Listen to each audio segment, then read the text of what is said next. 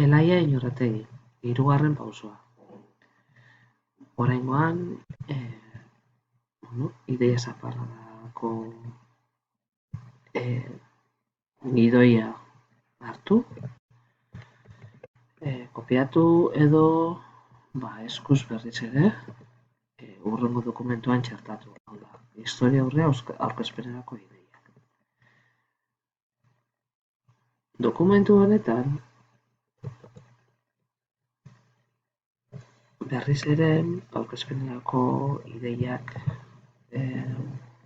dokumentuan berriz ere bildu beharreko informazioa puntuka txertatuko duzue gidoi hau, eta bertan taldekide bakoitzak ideia zaparradan jasotako informazioa aztertu, ondoren taldean bildu eta elkarrekin partekatu,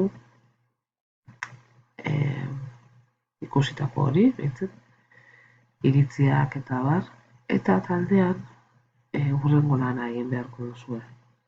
Ideia zaparradako informazioa hartu, aztertu, iragazi, hau da, garrantzitsua ez den hori detektatu, identifikatu eta kendu, eta taldean beharrezko ikusten dena dokumentu honetan, aurkezpenerako ideiak dokumentuan, txertatu edo idatzi.